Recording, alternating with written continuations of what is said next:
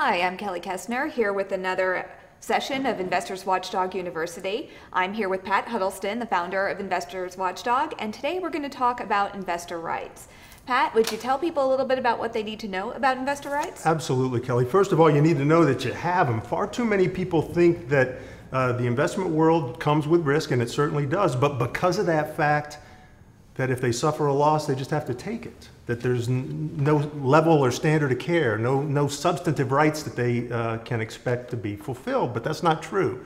So among the things that people can expect from the securities industry, among the rights that you have as an investor, is the right to just basic fairness and good faith. We see this violated a lot of times in what we call churning cases, which we'll talk about in more detail in another session. You have a right to know all the material facts about an investment, the risks, what it's going to cost you to own that. You've got a right to know those things. And if a broker doesn't tell you, he's violated your rights.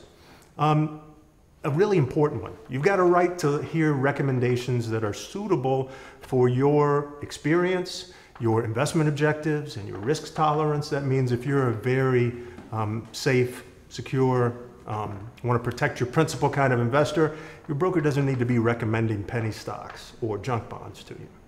You also have a few other rights. You have the right for your broker to disclose any conflicts of interest he may have.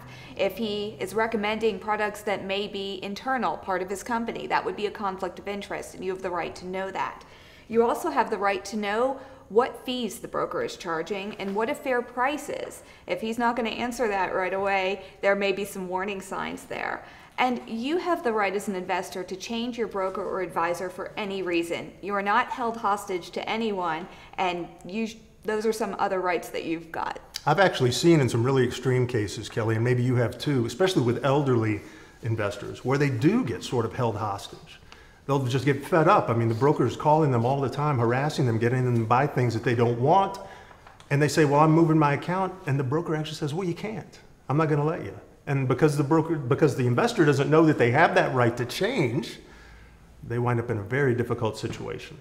So if you complain to management about violation of any of these rights, you need to know that you have the right to a prompt response.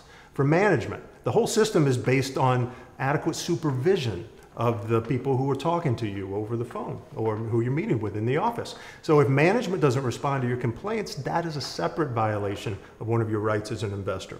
And then finally, and really important, you've got a right to have the people who you're dealing with comply with the law.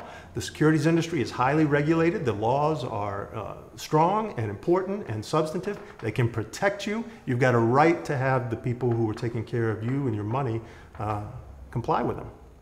We'll be going into each one of these rights in further detail in the upcoming sessions, but for right now we just want to introduce you to them, and we'll see you next week. Have a good week.